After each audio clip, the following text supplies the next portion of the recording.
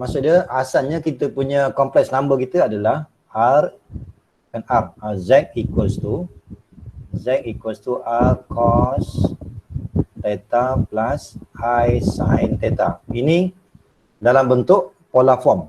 Kalau yang biasa Z equals to A plus BI. Ini yang biasalah. Ini kalau kita nak panggil dia sebagai Cartesian equation. Ini. Tapi kalau kita nak buat dalam bentuk polar form, dia adalah Z equals to R in bracket cos theta plus I sin theta. Okay. Jadi R ni kita kena ingatlah R ni apa maksud dia. R ni adalah modulus of Z. Yang theta ni adalah argument of Z ataupun angle lah. Okay. Kemudian step yang pertama kalau kita jumpa soalan, kita selalunya kita akan gunakan bukannya jawapan theta ni, kita gunakan alpha. Alpha ni adalah inverse of tangent. Kita akan ambil nilai imaginary divided by real part. Yang ni lah. Kalau kita refer pada sini, nak cari angle, kita guna alpha dulu. Sebab alpha ni dia bukan jawapan. Okay. Kita ambil alpha dulu, inverse of tangent. Kita akan ambil imaginary divided by real part. Okay. Kemudian, dia akan bergantung, theta ni dia akan bergantung kepada dia berada di mana. So, kita kena lukis lah. Kalau sukuan yang pertama, maksudnya angle yang kita nak cari ni, kalau kat sini, kalau saya labelkan ni, kalau dia berada pada sukuan yang pertama, theta ni dia akan sama dengan alpha yang kita cari ni. Ni, alpha yang kita cari. Kalau sukuan yang kedua, kita lukis sukuan yang kedua, maka theta tu adalah pi tolak alpha. Sebab alpha yang kita cari ni, yang ini adalah kalau sukuan yang kedua dia berada di sini. Kita bukan nak nilai alpha ni, kita nak nilai daripada sini sampai sini. Okay. So theta tu adalah kita akan dapat dengan cara pi tolak alpha. Okey, kemudian kalau katakan kita lukis berada pada sukuan yang ketiga. Ingat dalam complex number, syarat angle dia tak lebih daripada pi. Kalau lebih, kita kena baca terbalik. Dan alpha yang kita cari ni adalah angle yang dikira daripada horizontal. Ini adalah alpha. Maka kalau kita nak cari angle yang ni, untuk sukuan yang ketiga, kita mesti gunakan formula theta sama dengan, okay, theta sama dengan negatif pi, kita kena tambahkan dengan alpha. Okay, so ingat ni formula ni, tengok kalau berada sukuan yang kedua, ini formula dia. Kalau sukuan yang ketiga, ini formula dia. Kalau sukuan yang keempat, alpha yang kita cari itu adalah yang ni. Yang ni. Maka kita akan ambil angle theta tu kita boleh gunakan theta sama dengan negatif alpha. Okay, boleh? Jadi kalau katakan payah sangat kita nak ingat ni, kita hafal sukuan yang pertama dan yang kedua je. First quadrant dengan second quadrant je. 3 dan 4 ni kita ambil opposite je. Contoh macam ni kan, sukuan yang pertama, kalau kita ambil opposite dia adalah negatif alpha. Yang ni pun sama. Kalau kita ambil lawan dia, pi ni kita akan baca negatif pi, yang negatif alpha ni kita akan baca positif alpha. Ini panduan untuk nak dapatkan nilai argument. Step yang pertama mesti dapatkan alpha dulu. Maksudnya kita tak akan dapat terus jawapan theta tu, argument tu. Kita mesti cari alpha dulu. Okay. Kita ambil contoh. Okay. Kita ambil contoh. Katakan soalan yang pertama, find the modulus. Okay, modulus tu maksud dia adalah R tu. Modulus adalah R. R equals to modulus of Z. So ingat cara dapatkan modulus, kita akan ambil square root. Ambil semua nombor yang ada. Kita ambil je. Kalau rajin kita akan ambil all in bracket negative 4 squared plus 2 squared. Macam tu. Jadi kita ambil nombor je. Yang I ni jangan masukkan. Kita ambil nombor saja. So kita akan dapat 16 tambah 4, 20. Jadi square root of 20. 16 tambah 4, 20. Okay, itu kita punya modulus. Kemudian soalan yang seterusnya, find argument. Argument tu merujuk kepada angle lah. Jadi soalan yang seterusnya kita dapatkan argument of Z. Sudah theta tu. Berapa nilai dia? Okey. Jadi ingat, untuk kita nak kira ni, kita tak akan dapat terus jawapan. Kita akan mulakan dengan step yang pertama. Kita cari dulu alpha dengan cara ambil inverse of tangent dan gunakan nilai sentiasa positif. Kita ambil nombor je, 2/4. Nanti ni biar dulu. Okay, jadi kalau kita guna calculator, kita tekan je shift of tangent. Tapi pastikan mode kita kena pastikan mesti mode radian. Ingat ya, mesti mode radian. Complex number angle tu dikira radian ya, radian. So kita tekan shift tangent 2/4 ataupun 1/2. Okay, kita akan dapat 0.4636. Ini dalam radian. Okey ni. Okey, saya tunjukkan penggunaan calculator dia. Okey. So saya nak dapatkan pastikan yang pertama, pastikan ini adalah radian. Kalau terlupa kamu tekan balik shift mode, pilih radian 4. Pilih radian 4.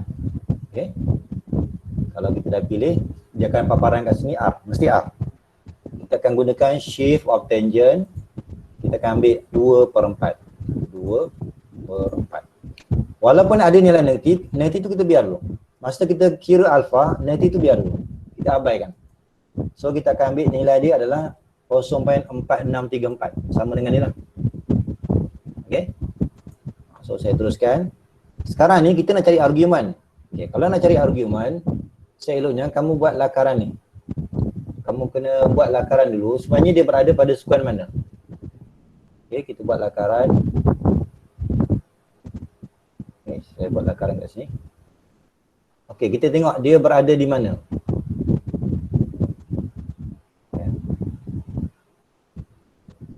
Okey, kita tengok dia berada di mana. Okey, nilai kita baca y 2. Okey, maksud dia yang ni lah. Y adalah 2. Ini lakaran je ni. 2. Dan x tu negatif 4. X tu negatif 4.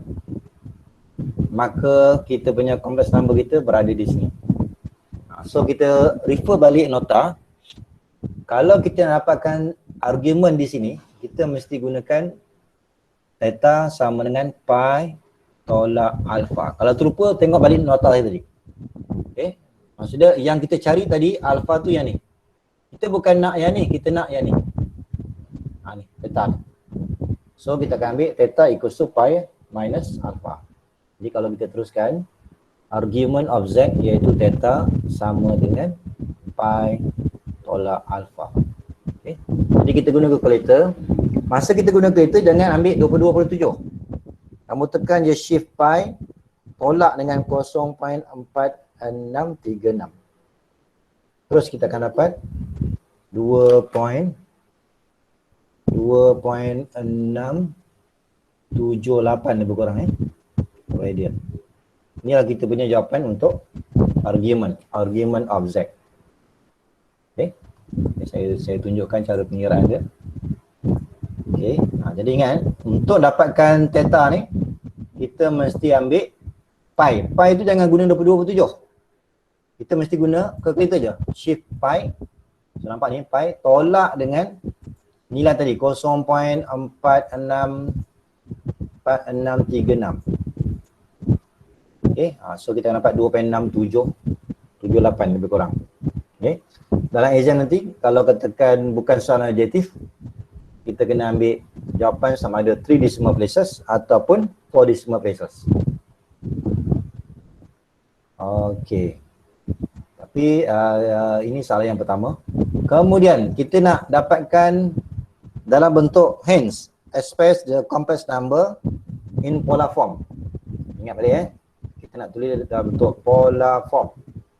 Polar form ni maksud dia kita akan gunakan z equals to r in bracket cos theta plus I sin theta. Pola form tu ini bentuk dia. Kita cuma ganti je nilai R dia. R kita dah cari tadi, R sama dengan square root of 20.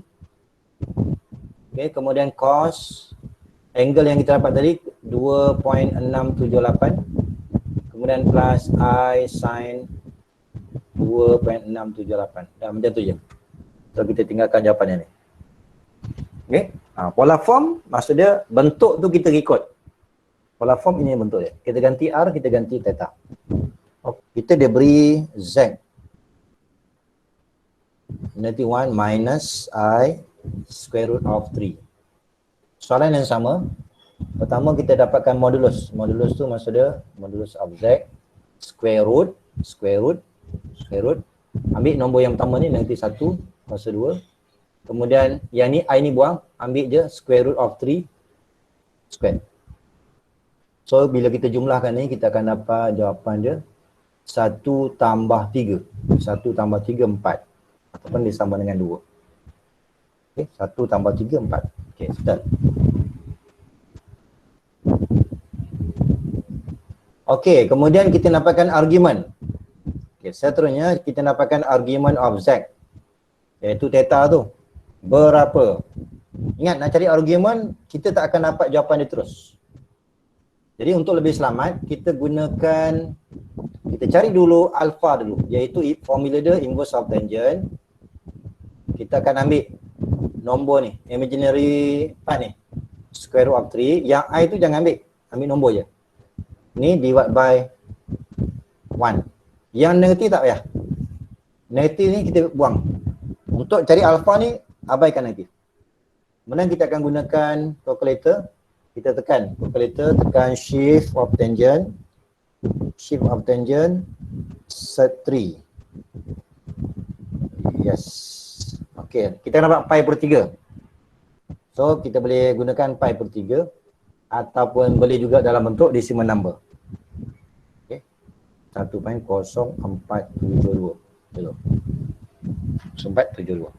Okey, kemudian yang ini kita belum pasti adakah theta ni kita boleh ambil nilai yang ni.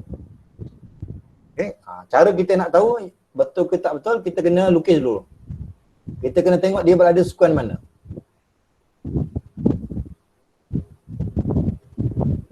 Okey, kita tengok dia berada pada sukuan mana. X nanti 1. Okey, mungkin di sini lah nanti 1. Kemudian imaginary part ni punca 3. Tapi negatif. So mungkin di sini kot. Negatif punca 3. So kemungkinan dekat sini.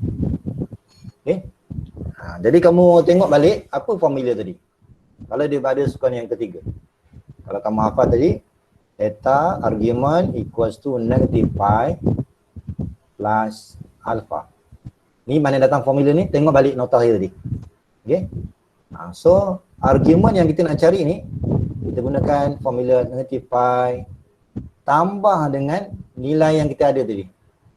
Sama ada nak ambil pi per 3 ataupun nak guna decimal number. Boleh. Dua-dua diterima. Jadi kita akan gunakan calculator shift pi. Ingat yang pi jangan ambil 22/7. Tekan je pi. Negative pi plus pi per 3. Okey, ni sama ada kamu nak gunakan dalam bentuk pi ataupun dalam bentuk decimal number. Negatif 2.094. Kalau saya ambil 3 decimal places, 2.094. Okey. Itu jawapan untuk argument. Maka soalan yang seterusnya saya nak jawab soalan pola form. Kita nak pola form. Okay, so Z equals to R. Ini memang formula dia. I sin theta. Kemudian R kita gantilah. R tadi 2. Cos. Okay, pilihlah kamu nak ambil jawapan dalam pi ke ataupun dalam bentuk decimal number. Mana pun boleh. Katakan saya ambil jawapan pi lah. Okay, pi per 3. Okay, tambah dengan I. Oh sorry, kita bukan pi per 3. Negatif 2 pi per 3. Ni. Kita bukan ambil alpha ni, kita ambil theta ni. So saya akan ambil cos, katakan saya ambil nombor ni lah. Negatif 2.094 tambah dengan I sin negatif 2.094. Okey. Macam tu. Ini jawapan yang pertama lah. Okey, maksud dia kalau kita ikut je formula ni, maka inilah jawapan dia. Okey. Kalau kita nak ubah jawapan. Okey, maksud dia saya tak nak biarkan dalam trigonometri ni nilai negatif. Kita tak nak. Kita nak pastikan angle dia mesti positif. Ini pilihan ya. Ini bergantung kepada kehendak soalan. Kalau kata soalan tu umum je, in polar form, biar macam ni je. Masih betul.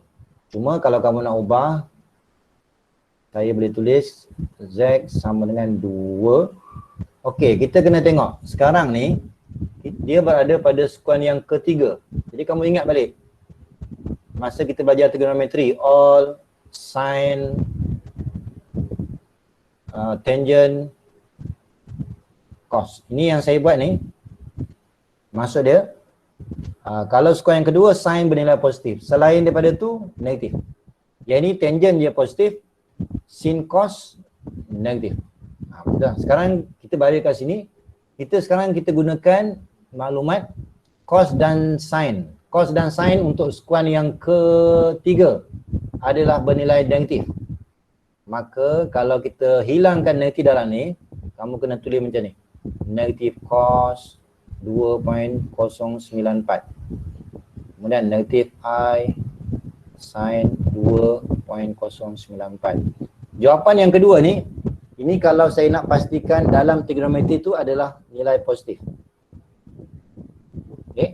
Kalau kita nak jadikan nilai positif, kita kena tengok. Sekarang ni kita punya kompleks number berada pada skuan mana? Kalau skuan yang ketiga, maksudnya sin dan cos mesti bernilai negatif. Kita tak negatif. Okay. Indices, surd and log. Kita akan tengok pula apa maksud indices. Sekolah dah belajar ni. Surd, masa kamu punya SPM itu ada tak belajar surd ni? So, surd ni syllabus yang baru. Ada tak masa di sekolah belajar surd? Ya. Ada? Nanti kita akan ulang balik surd tu apa bendanya. Indices tu kalau kita jumpa soalan ada satu nombor dan dia ada kuasa. Itu dia panggil indices. Okay, nanti kita tengok ni saya. Indices ni contoh dia adalah dalam bentuk 3 kuasa 2, 5 kuasa 4. Ini dia panggil indices ni. Indices. Okay. Kalau surd contoh dia adalah yang bentuk square root. Bentuk square root. Adakah semua bentuk square root ni kita boleh panggil dia sebagai surd? Nanti kita akan tengok. Adakah square root of 25 boleh kita panggil dia sebagai surd? Boleh ke tak boleh? Nanti kita akan tengok. Kemudian log. Log ni yang biasa kita jumpa lah. Log 3 to base 2, macam-macam lah. Log yang dalam calculator tu digunakan log 3 to base 10. Base 10. Base 10 tu dalam calculator. Okay, nanti kita akan detailkan. Okay, kita tengok dulu yang pertama, indices. Okay, macam tu lah indices. Indices, kalau kita jumpa je, katakan 3 kuasa 2. Maksudnya kita akan sentiasa darab nombor yang sama sebanyak 2 kali. Kalau 2, maksudnya 2 kali kita darab. Kalau 3 kuasa 4, maksudnya 3 ni kita akan darab sebanyak 3 kali. Tapi jangan ingat pula, 3 kuasa 4 berapa? 12. 3 kuasa 2 berapa? 6. Salah. Sebab maksud dia tak sama. Okay? Jangan ingat 3 kuasa 4 ni, dia sama dengan 3 darab 4. Tak sama. Not equal. 3 kuasa 4 maksud dia 3 tu kita akan sentiasa darab, tapi kita akan ikut kuasa. Kalau 4 kita akan darab sebanyak 4 kali. Okey. Nanti kamu baca lagi. Okey. Kalau kita semua ni kita panggil indeks Ni semua ni kita panggil indeks. Yang nombor yang bawah ni kita panggil base. Ni kita panggil base. Base. Yang ni kita boleh panggil sebagai indeks. Okay. Dan indeks Ini eksponen T ni kat sini patutnya. N element of Z. Maksudnya kuasa dia mesti kuasa integer. Jadi kita boleh jumpa 3 kuasa 2 boleh. 3 kuasa 2 boleh. 3 kuasa negatif 2 pun boleh. Sebab syarat dia adalah N ni adalah kuasa. Dia bergantung kepada nilai integer. Okey. Okey, dan ada lagi lah. So ini peraturan-peraturan ni kamu dah belajar masa SPM ni. Dah belajar. Harap ni kamu ingat lah. Okey. Ya, kamu ingat lah kalau kita ada dua base, maka kuasa akan jadi tambah. Syarat base yang sama base yang sama, maka kuasa akan jadi tambah. Kalau kita ada dua base tapi dipisahkan dengan bahagi, divide, maka dia akan jadi tolak. Darab, tambah, bahagi, tolak. Kalau kurungan, kita boleh darabkan. Kalau katakan kita berada dalam kurungan, macam ni kan, macam ni. Ni. Maka setiap nombor ni, dia boleh kuasa 2. Bukan maksud dia 3 je kuasa 2. 2 pun kuasa 2 juga. Ni peraturan yang pertama lah, peraturan nombor 4. Kalau katakan saya ada bentuk fraction, kurungan kuasa N, maka kita boleh pisahkan atas kuasa N, bawah pun kuasa N. Okay? Jadi asalnya macam ni lah. Cuma dalam indeks, kita boleh gerakkan B ni ke atas, boleh. Tapi kita kena tambah sikit negatif ke bawah. Negatif kat sini. Maksud dia, kalau kita jumpa soalan 3 kuasa negatif 2, ini sebenarnya dia adalah 1/3 kuasa 2. Maksud dia kalau saya nak tukar dalam bentuk indeks kuasa yang positif, negatif ni maksud dia 1/. Negatif ni kita boleh hilangkan tapi dia akan ada 1/. Okay? Ataupun kita akan jumpa contoh 1/3 kuasa negatif 2. Ini sebenarnya dia akan ada 3 kuasa 2. Okay? So macam tu lah. Kita akan tengok lagi contoh-contoh lain. Okay. Ini beberapa peraturan tambahan. Okey, setiap ini zero index. Okey, setiap kuasa 0. Setiap kuasa 0 mesti 1. Tak kisahlah dia kuasa nombor berapa, mesti 1. Termasuk constant. Ni dia panggil zero index. Maksudnya bila kita kuasa 0, jawapan dia mesti 1. Tak payah guna kalkulator. Okey. Dan negatif tadi yang tadi saya dah cerita ni. Okey. Dan seterusnya ada banyak lagi lah Okey. Kemudian rational indices. Rational ni maksud dia kuasa dia adalah fraction. Kuasa dia adalah fraction. Jadi kalau macam ni, maksud dia ini sama maksud dengan square root. Okay. Kalau kita jumpa cube root. Ini maksud dia A. Cara kita baca yang dekat dengan A dulu. Ini adalah 1. 1/3. 1/3. Kalau kita jumpa square root ataupun kita jumpa A kuasa 2, lepas tu kita ada cube root. Ni maksud dia adalah A 2/3. Ya, ada masalah? Ada soalan?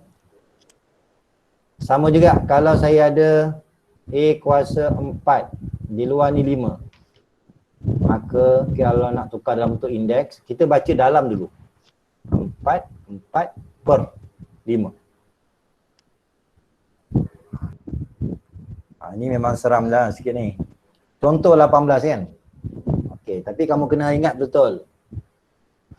Kalau kita nak solve, pastikan kalau kuasa negatif ni kita jangan biarkan. Kita kena buat macam ni. X tambah Y. Yang atas ni okey, kekalkan. Yang ini kita jadikan dia positif. So ingat balik nota saya tadi. Kalau kita jumpa X kuasa negatif 2, ini sama maksud dengan 1/X kuasa 2. Maksudnya daripada indeks yang negatif, kita boleh tukar jadi positif dengan cara buat dia 1/. Buat dia 1/. Okay, so kita akan dapat ni. Kemudian untuk yang Y pun sama. Okay, kemudian saya ubah sikit lagi. Okay, saya fokuskan yang di bawah ni je. Saya samakan denominator je. saya akan ambil x squared, y squared. Kemudian kita akan cross multiply. So y squared minus x squared. Okey, setakat ni ada masalah? Ada yang dah pening dah setakat ni? Okey tak setakat ni? Okey, sir. Okey. Okey, sir. Jadi yang saya buat ni, step yang pertama, jangan kita nampak je indeks yang negatif, jadikan dia positif. Itu step yang pertama. Kemudian kalau kita nampak macam kompleks sangat, fokuskan. Untuk di bawah ni, fokuskan. Itu ubah, pastikan denominator dia mesti sama. So kita akan buat macam seolah-olah macam fraction. Okey, kemudian kita ada 3 tingkat. 3 tingkat. Kalau kita ada 3 tingkat, kalau kita nak senang, tingkat yang paling bawah ni paling bawah ni, kamu naikkan dia ke atas. Kalau kita ada 3 tingkat, tingkat yang paling bawah tu banyak ke atas. Contoh macam ni lah, kita ada A over B over C. Kita boleh tulis sebagai tingkat bawah ni, saya boleh letak sebelah A. Settle macam tu kan. Okay, so saya buat cara tu. X tambah Y. Kemudian saya naikkan X squared, Y squared. Betul. And then divide by, ni, jangan lupa ni. Y squared minus X squared. Okay, maknanya step yang ni, saya ambil dia yang paling bawah tu letakkan di atas. Letak sebelah je. Okay, kemudian ini sebenarnya tadi sebelum ni kita dah belajar conjugate. Apa jadi pada yang di bawah tu? Kalau saya factorize, dia akan jadi apa? Dia akan jadi apa? Y tolak X, Y tolak X. Ya, Y minus X. Satu lagi, Y plus X. Ya. Plus X. So ingat ya. Kalau kita nampak ada square dipisahkan dengan subtract, maka kita akan ada 2 kurungan, tetapi kurungan yang sama tengah-tengah tu bertukar tanda. Macam tu je. Tak kisahlah nak buat plus dulu ke ataupun nak letak negatif dulu. Kemudian mesti ada yang kita boleh cancel kan. Maka kita akan dapat jawapan di sini. Betul tak? Yes, macam tu lah. Okay.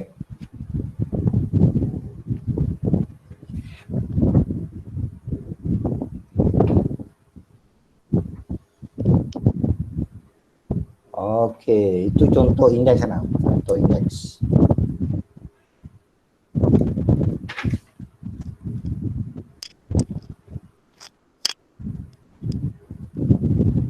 Okey, kemudian kita tengok contoh 19. Okey, untuk yang ni tadi ada masalah tak? Ada nak tanya? Tak ada, semua okey? Ya, tak ada masalah kan? Kena buat tu sampai boleh potong Ya, seringkas yang mungkin. Maksudnya bila kita saya buat macam ni, dah tak boleh buat apa lagi dah. Nak factorize pun tak boleh. So kita berhenti sampai sini je. Okey, baik. Okey. Okey, kemudian ada lagi banyak lagi contoh tu. Okey, kita tengok satu lagi contoh. Yang ni pun canggih ni. Kamu betulkan sikit nota tu, mungkin macam tak nampak yang ni. Ni tak nampak. Ni sebenarnya ada negatif. Ada negatif Ni tak nampak ni. Saya bulatkan ni. Ni sebenarnya ada negatif. Negatif setengah. Negatif setengah Okey, kita bila nak show, samalah. Kalau kita nak show, kita biasa kita akan mulakan daripada left hand side. So kita start daripada left hand side. Divide by, ni saya salin dulu soalan ni. Okay, 1/2 tolak dengan 1 tambah M kuasa negatif 1/2. Soalan dia asalnya negatif 1/2. Okey, kemudian sama macam tadi. Kalau kita jumpa ada negatif, maka jangan biarkan tu. Kita akan buat macam ni. Divide by, ni saya biarkan ni, biarkan. Cuma yang ni saya ubah.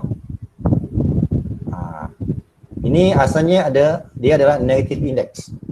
Saya jadikan dia positif. So macam tu. Ada yang baru masuk lagi? Okey, kemudian sama juga. Settlekan yang di bawah ni, kita samakan denominator dia. So 1 plus m to the power of 1 over 2 divide by, yang ni saya selesaikan ni. Saya samakan denominator dia. Saya akan ambil 1 plus x. Ni cerita x ke cerita m ni? Ni cerita m lah. Okey, cerita m. So saya akan ambil 1 plus m to the power of 1 over 2. Kemudian saya darab silang. Okay, darab silang. Ni sebenarnya per satu ni. Kalau tak nampak ni, ini per satu. So saya ambil denominator ni. Kemudian darab silang. Yang ini darab dengan ini habis. Maksudnya kuasa dia hilang. Dia akan jadi kuasa 1. Boleh? Saya ambil contoh macam ni lah. 3 kuasa setengah darab 3 kuasa setengah terus kita akan dapat 3. Okay? Maksud dia terus 3 kuasa 1. Tolak 1. Sama juga kita jumpa 3 tingkat. Okey, maka tingkat yang paling bawah. Tingkat yang paling bawah saya boleh letakkan di sebelah. So saya boleh buat macam ni. 1 plus m, ini yang asal. Yang ini adalah tingkat yang paling bawah tadi. Okey, kemudian divide by. Ini kalau saya jumlahkan ni 1 tambah m tolak 1, dia akan dapat m. Kemudian kita akan dapat, ni sama macam ni. Sama, maka kita akan ambil kurungan tu je. So 1 plus m over m. Dan kita akan tulis balik 1 plus 1 over m. Sampai di sini. Maksudnya kita bermula daripada kiri, proses mesti berhenti pada kanan. Jangan kita bergerak kiri kanan serentak. Jangan kamu tulis soalan ni sebelah kiri, ni tulis sebelah kanan. Jangan bergerak serentak kiri kanan. Kita mesti bermula daripada sebelah je. Pilihlah nak mula daripada left hand side ataupun right hand side. Biasanya left hand side. Kita proses sampai kita dapatnya. Okey? Jadi tadi kaedah yang sama. Kita kalau ada 3 tingkat, ni 1, 2, 3. Tingkat yang paling bawah, bawa je naik ke atas. Okay, selesai. Okey, cuba kita dah buat dah. Okey, saya tinggalkan di sini untuk indeks. Yang lain tu nanti kita bincang dalam tutorial. Okey, saya nak teruskan tajuk set pula, set. Okey, tajuk set ya, set.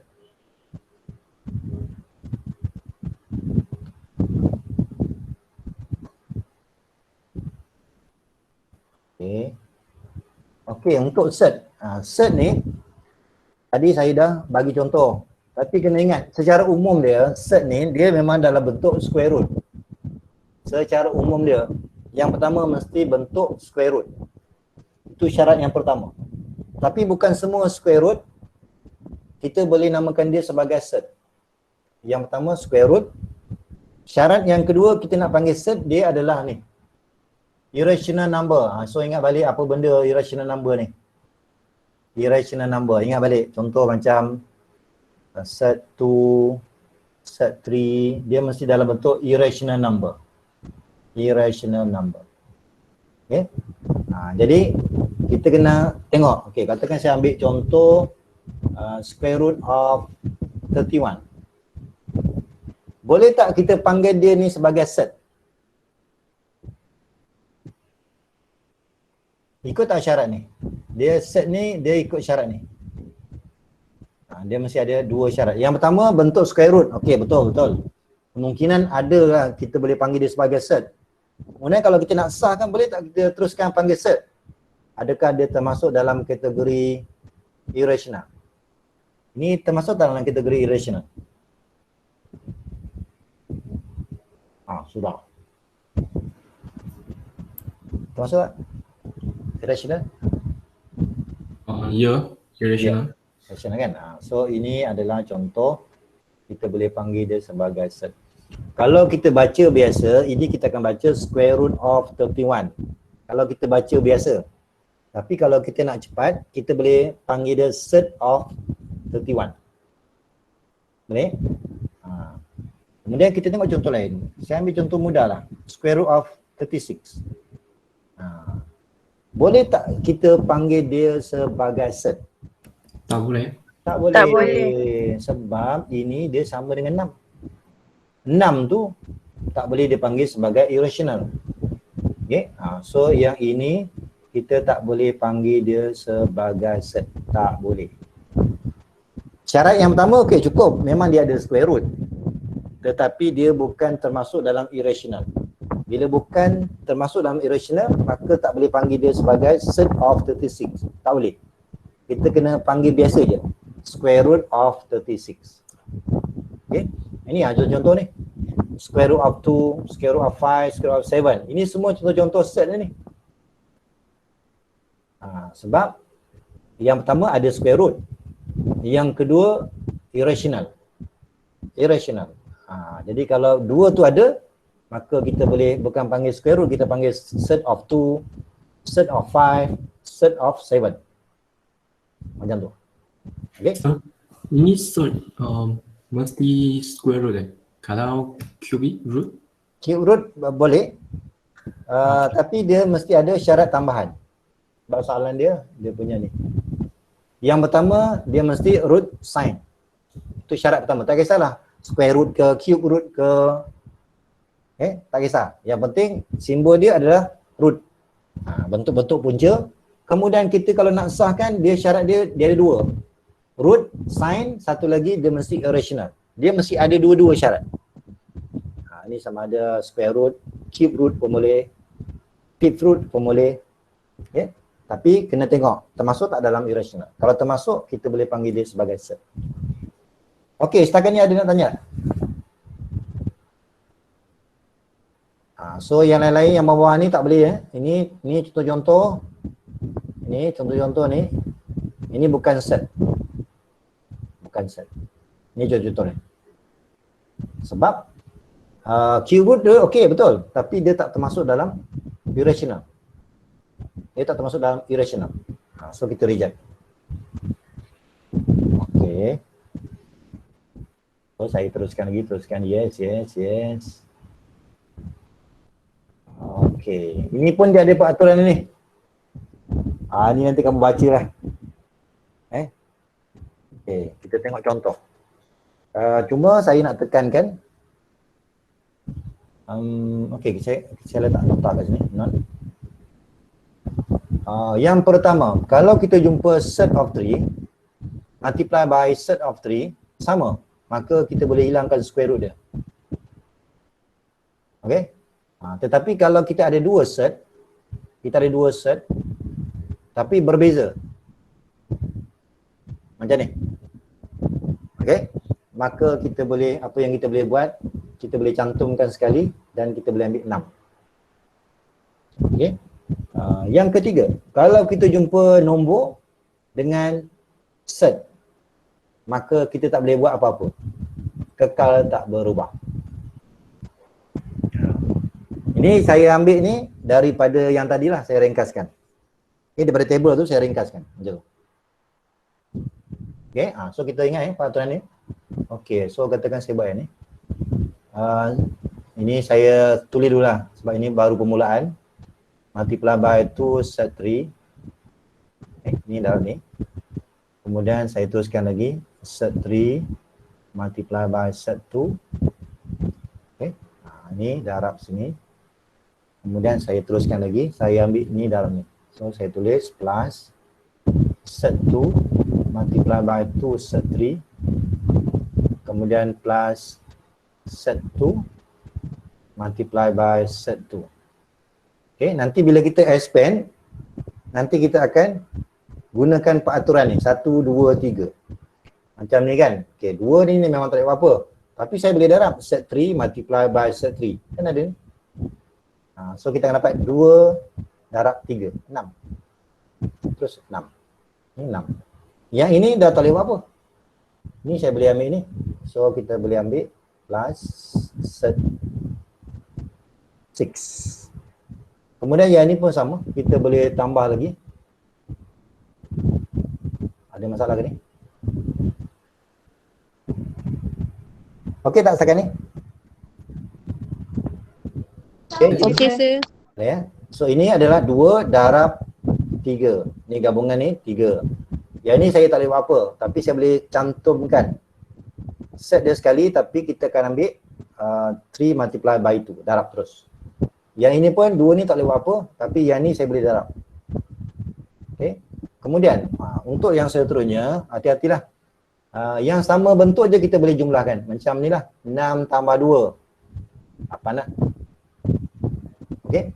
Kemudian ini sebenarnya dia sama bentuk ni. Kalau katakan payah sangat lah, saya akan ambil macam ni. K tambah 2K. Berapa K kita dapat? K tambah 2K. Berapa K? Okey. 3K. Kita tulis lah 3K, tapi janganlah tulis K. So dapat. Okey, macam tu je. Jadi kita gunakan peraturan ni. Peraturan ni.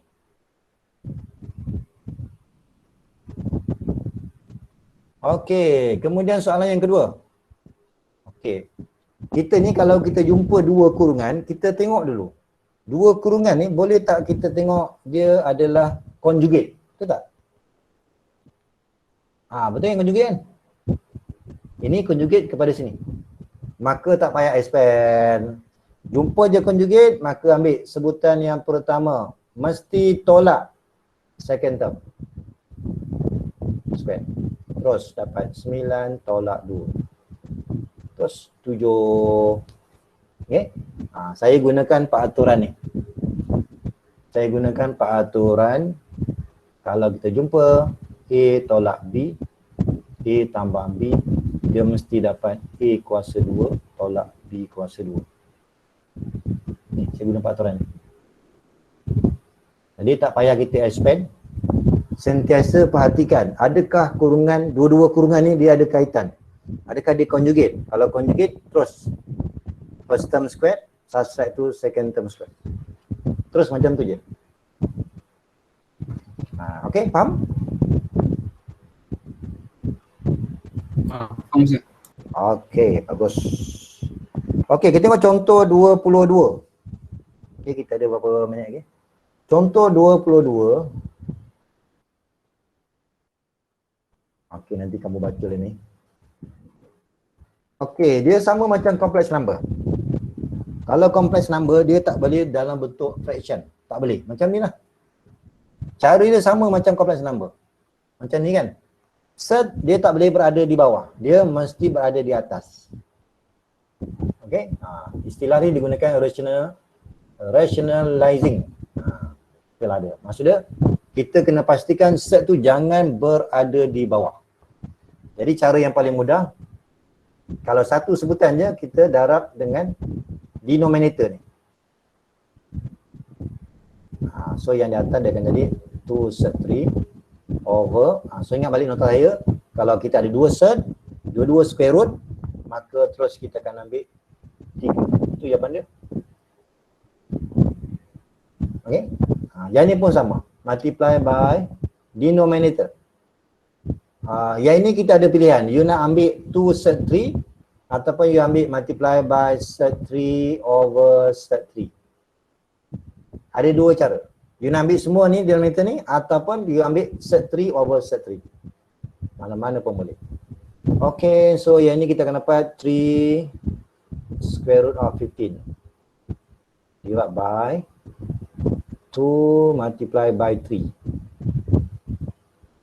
So kita boleh cancel 3 ni. Maka dapatlah jawapan dia punca 15/2. Okay, macam itulah.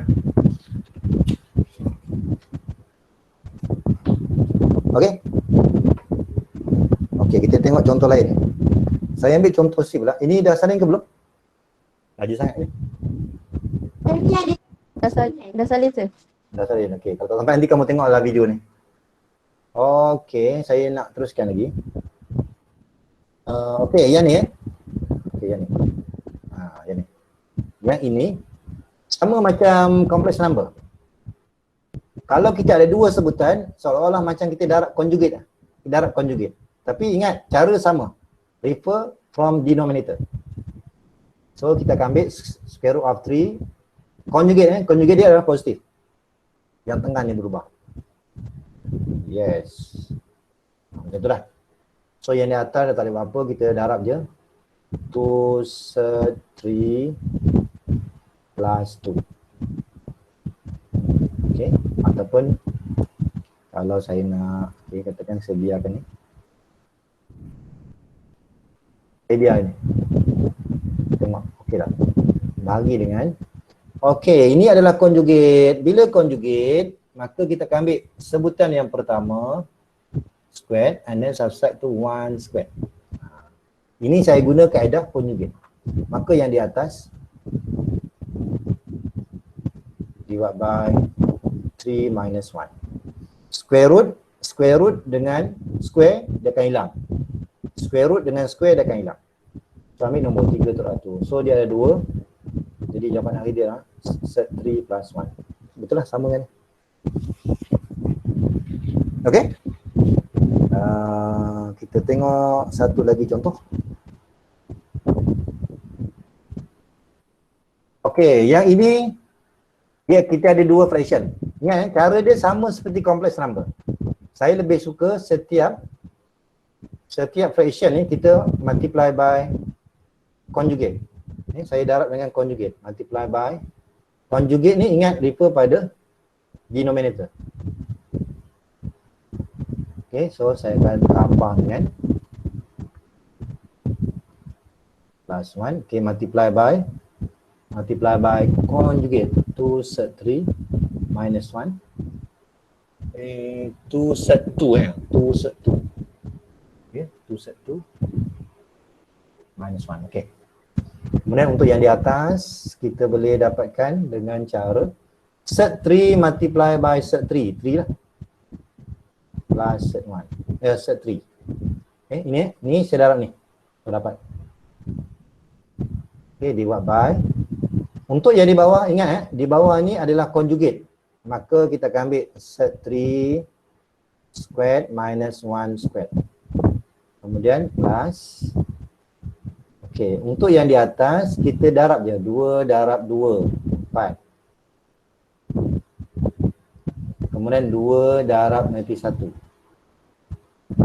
Yang ini saya guna conjugate. Ni guna conjugate. First term all squared. Subtract to 1. Okay, so kita selesaikan ni. 3 tambah punca 3 per 3 tolak 1, 2. Betul. Tambah dengan 4 set 2 tolak 2 per, ni hati-hati sekali ni. Ni saya boleh ambil. Ni akan jadi 2 So 2 kuasa 2, 4. 4 darab 2, 8. 8 tolak 1, 7. Maknanya di bawah ni 7. Jadi ni 7. Ni 2 kuasa 2, 4. Square root square jadi 2. So jadi 8 tolak 1. Okey, kemudian kamu jumlahkanlah. Boleh guna calculator, kamu ambil 3 per 2. 3 per 2 tolak 2 per 7. Adakah kita akan dapat 17 per 14? Kamu cek lah. Kemudian set 3. Boleh ni? Boleh? Ni kamu proses lah sampai dapat jawapan. Ataupun kamu samakan denominator dia. Kamu samakan denominator dia, darab silang. So akan dapat ni. Okey? Okey, setakat ni ada apa nak tanya? Tak ada. Tak ada? Tak ada, sir. Tak ada. Okey, kalau tak ada itu saja. Selepas ni kita akan ada kelas tutorial kan? Betul? Okey, kita akan sambung, kita rehat dulu 3 minit sebelum kita teruskan dengan tutorial. Okey, kita rehat dulu. Tak ada salah ni? Okey, tak ada, kita berhenti dulu. Siapa nak pergi tandas boleh pergi tandas. Kita akan mulakan pada pukul mungkin 12 lebih sikit, 12 2 minit kan.